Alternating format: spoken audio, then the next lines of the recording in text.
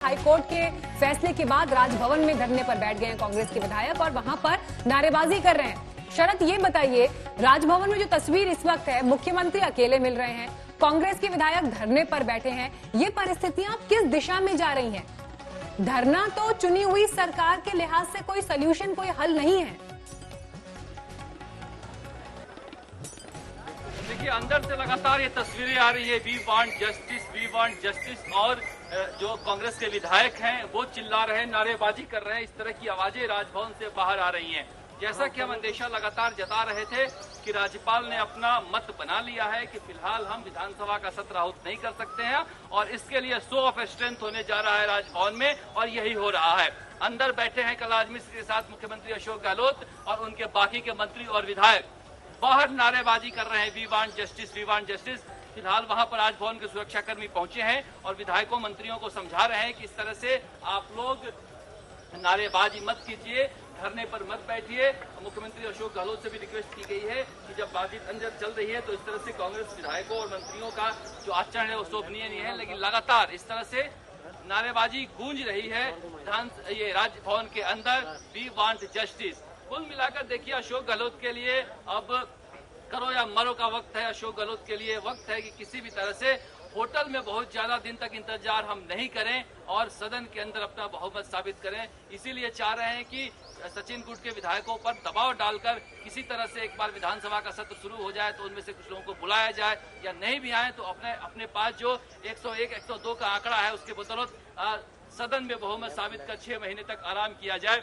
लेकिन कुल मिलाकर ये स्ट्रेटेजी जो है वो सफल नहीं हो पा रही है, क्योंकि सचिन पायलट ने भी, भले ही वो जल्दीबाजी कर गए हो, विधायक उनके पास बहुत ज्यादा नहीं हो, लेकिन उनके पास केंद्र सरकार और बीजेपी की ताकत है। कांग्रेस इस बात को समझती है, इसीलिए इन्हें लगता नहीं है कि कहीं से ज्यादा राहत मिल पाएगी। इसीलिए ये कोशिश कर रहे हैं कि विधानसभा के जरिए राहत की उम्मीद की जाए और किसी तरह से विधानसभा का सत्र बुलाया जाए। लेकिन अभी राज्यपाल ने कोई भी कुछ कमिट नहीं किया है कि हम विधानसभा का सत्र बुलाएंगे या नहीं। जी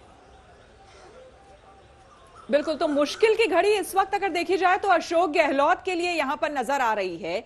लेकिन इस बीच लगातार शरद तस्वीरें हम राजभवन की दिखा रहे हैं। अंदर देखिए, कुछ विधायक जो हैं वो अब वॉक भी कर रहे हैं, पहले धरने पर बैठे हुए से नजर आ रहे थे।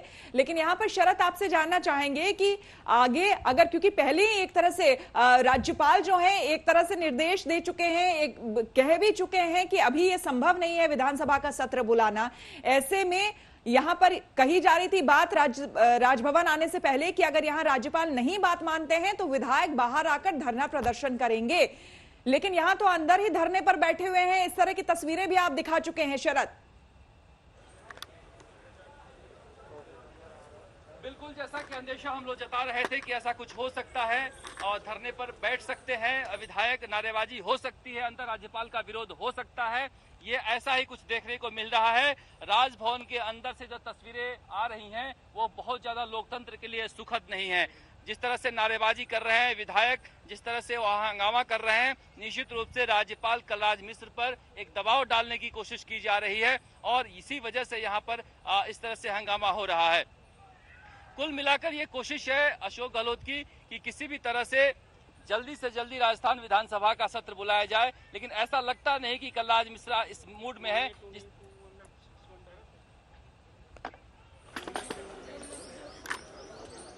शरद, आप तक आवाज पहुंच रही है? तो तस्वीरें आप देखिए।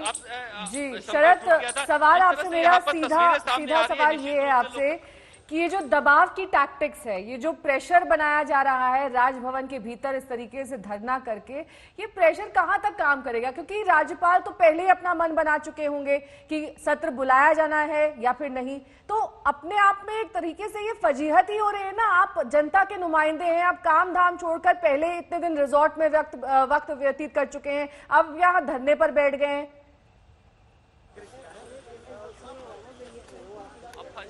बचा क्या है? जिस तरह से कांग्रेस चौराहे पे खड़ी है, अब एक पार्टी का एक हिस्सा मानेसर बैठा है और दूसरा हिस्सा यहाँ पर बैठा है। तो फजीहत तो आप सही कर रही है, पूरी हो गई। जो बाकी सही फजीहत है वो यहाँ पर हो रही है, क्योंकि आप सीधे सीधे अशोक गहलोत संवैधानिक संस्थाओं से टकराने की कोशिश कर रहे हैं, अपना खींच जो है संवैधानिक संस्थाओं पर उतार रहे हैं। घर इनका टूटा है, बगावत इनके पार्टी के अंदर हुई है और चाह रहे हैं कि हाईकोर्ट, सुप्रीम कोर्ट और राज्यपाल के जरिए उनके सिर पर ठीकरा फोड़ा जाए।